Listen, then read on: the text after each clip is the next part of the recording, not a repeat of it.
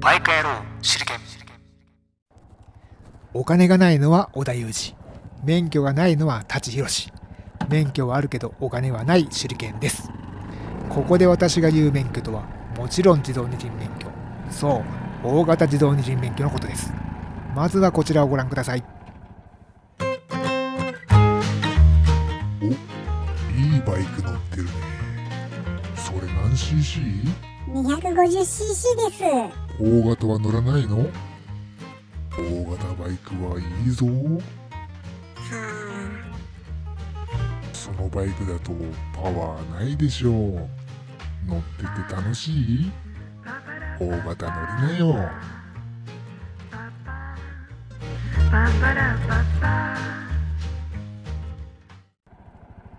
はい、道の駅でよく出くわすバイク女子とおじさんの光景ですね。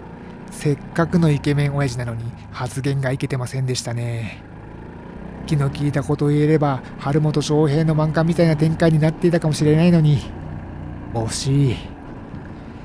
今回はそんな大型バイクに乗っている人に向けての提案です。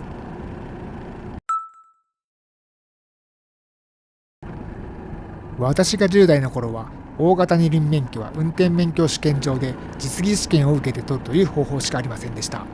俗に言う一発試験です。私の周りでは限定解除と呼んでいました。合格率は 2% 程度、落とすための試験と揶揄されていました。1回目で合格なんて夢のまた夢、10回20回は当たり前のなんとも努力と根性が試される試験でした。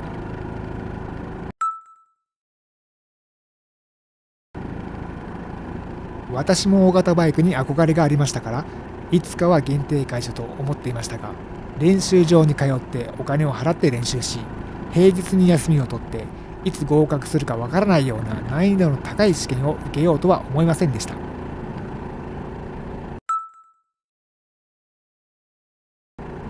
しかし黒船がやってきたのです。我が国のハーレー・ダビッドソンが日本で売れないのは免許制度のせいだ、どうにかせえの一言で、中型二輪と同様に大型二輪も教習所で取れるようになったのです。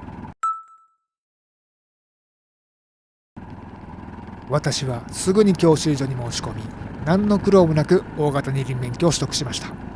口の悪い人は金で大型二輪免許が買えるようになったと言っていました。黒船の思惑通り、ハーレー・ダビッドソンはそのステータス性、おっさんに優しい足つきから売れに売れ、大型バイク市場を席巻しました。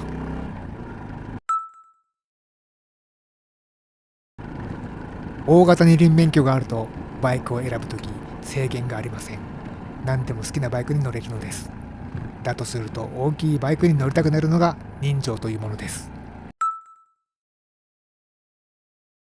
でもその大型バイク無理して乗っていませんか？取り回しが悪いから乗る機会が減っていませんか？立ちこけしたら一人で起こせますか？そんなにスピード出せる必要ありますか？手裏剣。春元翔平のキリンを読んでやる。私は東名高速に上がったんだ。もちろんスピードの向こう側を見るためさ。しかし時速100キロを超えたところで私の目は流れる景色に追いつかなくなったんだ。老眼だけでなく動体視力もしてたんだ。危うく夜空の王子様になっちまうところだったぜ。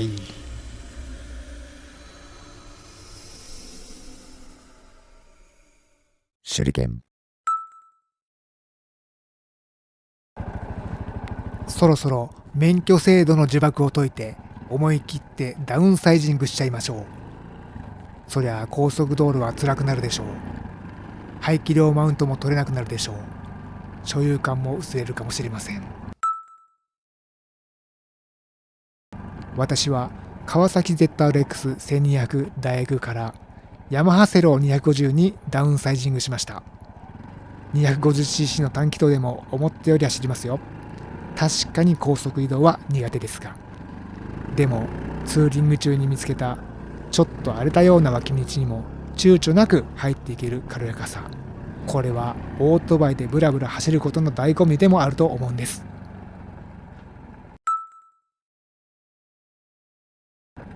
バイクは大は小を兼ねない。